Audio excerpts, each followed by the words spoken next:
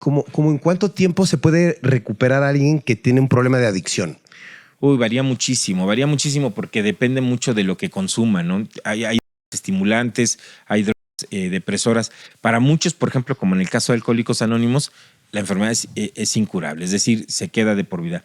Hay algo anteriormente, por ejemplo, en el manual para el diagnóstico de trastornos mentales, el DSM, hoy es el DSM-5, antes el DSM-4. Antes se diagnosticaba en dos categorías, digamos, principalmente: trastorno por abuso y trastorno por dependencia. Es decir, en el abuso tenías un consumo de la sustancia peligroso, riesgoso, pero no presentabas criterios de dependencia. ¿Cuándo presentas los criterios de dependencia? Que eso no ha cambiado independientemente de si se modificó el manual o no.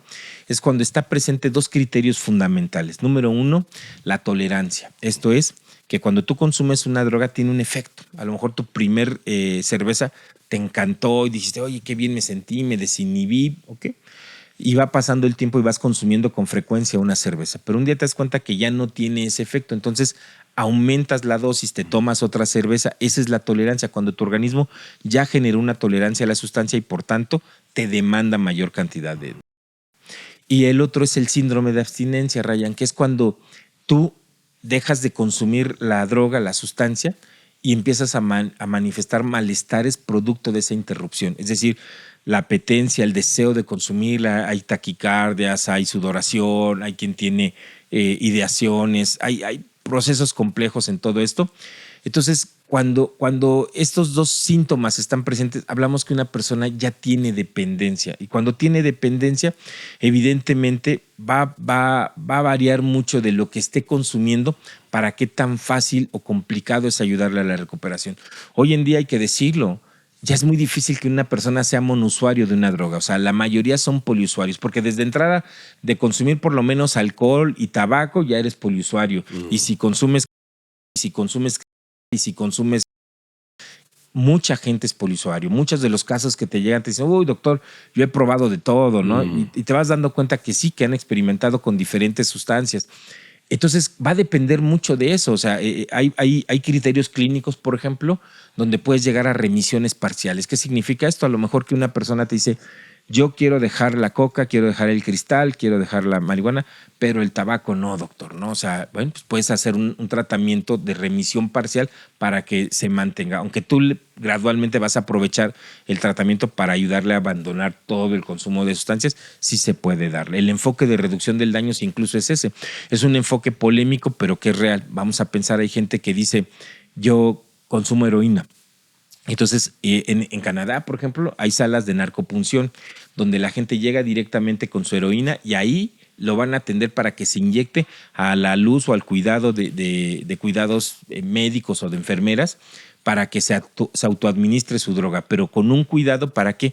Para que no haya otros daños concomitantes, como por ejemplo compartir jeringas, que podría traer enfermedades virales como el VIH, o inclusive inyectarte mal, ¿no? Que a lo mejor no te inyectes en la dirección del torrente sanguíneo. Ese tipo de cosas que son polémicas también existen. Entonces, va a depender mucho del tipo de consumo que tenga la persona para hablar del tiempo de recuperación. Habrá personas que puedan recuperarse en un tratamiento terapéutico. La mayor parte de la gente suele tener 2 o 3 intentos antes de encontrar aquel que le es útil.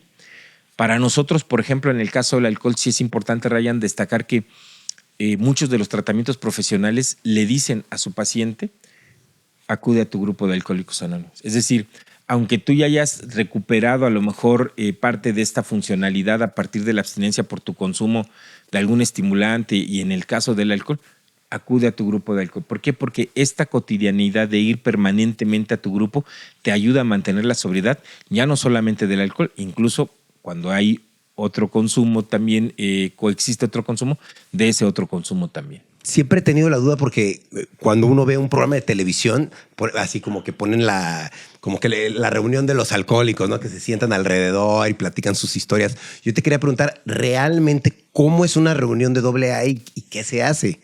Es una gran pregunta, sí, porque se ilustra muy no sé, como utópico, ¿no? Ajá, sí. Bueno, la realidad es que nosotros tenemos diversos grupos a nivel nacional, ¿no? Las características regionales también importan, pero la característica esencial es que nosotros tenemos lo que es la famosa tribuna, que es donde aquí, por ejemplo, sería importante esto que tú refieres, Ryan, de a lo mejor el vernos todas las caras.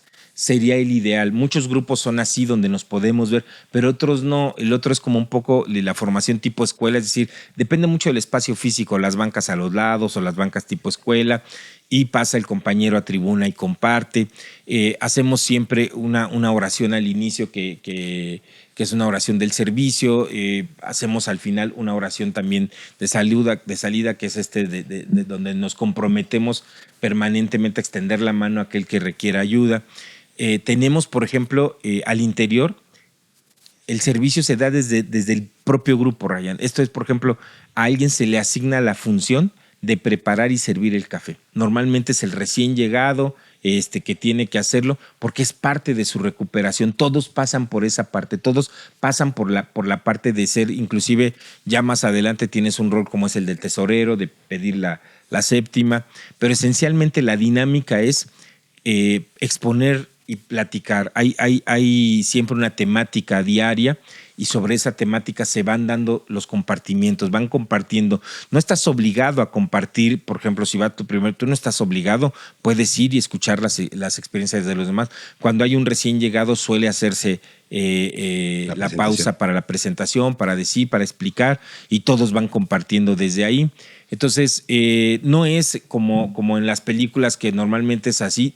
Digo, sí es ideal eso porque te estás viendo permanentemente, pero el hecho de que alguien suba a la tribuna y comparta también hace que esté en contacto permanente aquel que está hablando y participa de su experiencia, ¿no? ¿Qué opinas de los anexos sobre donde maltratan al usuario? Mira, como Alcohólicos Anónimos no entramos en controversia para nada con ese tipo de experiencias. Nosotros lo que trabajamos y que ponderamos ante todo es la recuperación con nuestros grupos directamente, es decir, con participar hora y media en la sesión. Cada esfuerzo sabrá cómo lo hace, por supuesto, ya sin la cachucha de Alcohólicos Anónimos te diría, terrible, me tocó cuando trabajé en el gobierno como parte de la Comisión Nacional contra las Adicciones, visitamos muchos de estos tipos de establecimientos, de los famosos o denominados fuera de serie. Estas visitas se hacen o para reconocer a aquellos que cumplen con la legislación, en este caso con la norma 028, y que cumplen además con criterios de respeto a los derechos humanos, y encontramos unos infames. La verdad es que lamentablemente hay muchos grupos de estas características que lucran, pero lucran en un sentido muy lamentable, ¿no? con la actividad. Entonces, nada, o sea, hay muchísimos en nuestro país de estos denominados fuera de serie que pues le toca y le corresponde a la autoridad ya regularlos. Nosotros identificamos, por ejemplo, que hay establecimientos que están reconocidos, y con esos que están reconocidos son con los que podemos trabajar el trabajo para seguir extendiendo el mensaje a aquel que todavía lo necesita. Ok.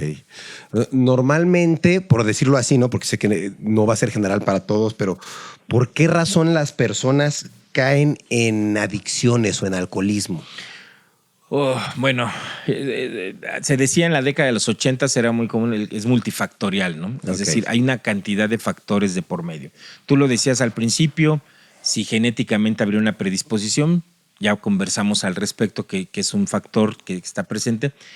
Pero yo te diría, esencialmente hay un tema de un modelamiento muy fuerte como sociedad respecto al consumo de sustancias. Datos interesantes en materia del alcohol, por ejemplo, es que cuando tú revisas las encuestas de consumo, el brinco entre secundaria a bachillerato se duplica el consumo, la experimentación con el consumo. Y cuando ves de bachillerato a universidad, se triplica ese riesgo de consumo. Es decir, tú vas a las escuelas, das pláticas, informas y muchos niños estarán rechazando ese.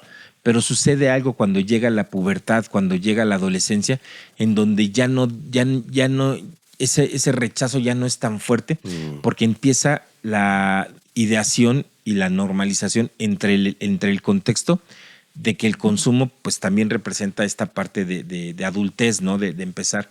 Entonces, cuestiones como la experimentación, la curiosidad, el modelamiento, ¿no? Por ejemplo, papás que mandan a sus hijos a comprar bebidas alcohólicas, a comprar cigarro, están modelando permanentemente frente a ellos, ¿no? Papás que consumen o que por ejemplo, hay muchas familias, cuando escuchas estas historias, en donde es muy normal que la familia completa consuma bebidas alcohólicas, ¿no?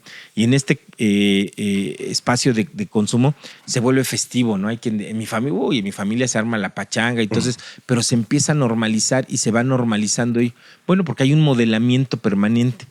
Otro de los factores que tiene que ver a nivel estructural, lo decía hace un rato, es la alta disponibilidad. La altísima disponibilidad para obtener, en este caso, las sustancias, también hace una condición de riesgo, ¿no? Es decir, no es lo mismo una comunidad donde a lo mejor hay muy poca disponibilidad de sustancias que aquella como un destino turístico que hoy en día son puntos clave para mercadear este tipo de sustancias, pues no es el mismo riesgo que vive una persona en cada región, ¿no? Por supuesto, el tema de la presión social, porque pareciera que no, pero sí existe una presión social en términos del sentido de pertenencia, sobre todo en los jóvenes, ¿no? Y por supuesto, está el caso a veces lamentable donde son obligados, donde también los conlleva. Pero si pensamos en la generalidad, eso sería, ¿no? Hay factores muy claros como tener un papá o un hermano mayor que consuma sustancia, es un factor de riesgo de mucho peso. Se les llama predictores porque pueden predecir que muy probablemente tú también te inicies en el consumo. Es muy poderoso cuando un hermano, cuando una hermana ahora sí, digamos, te apadrina y te advierte de los riesgos del consumo, porque es más efectivo que cuando papá o mamá lo hace incluso, ¿no? Pero es muy poco común que este tipo de cosas sucedan, ¿no? Pero esencialmente es eso, motiva la curiosidad, la ideación, obviamente todo el modelamiento estructural que hay y la altísima disponibilidad que existe, ¿no?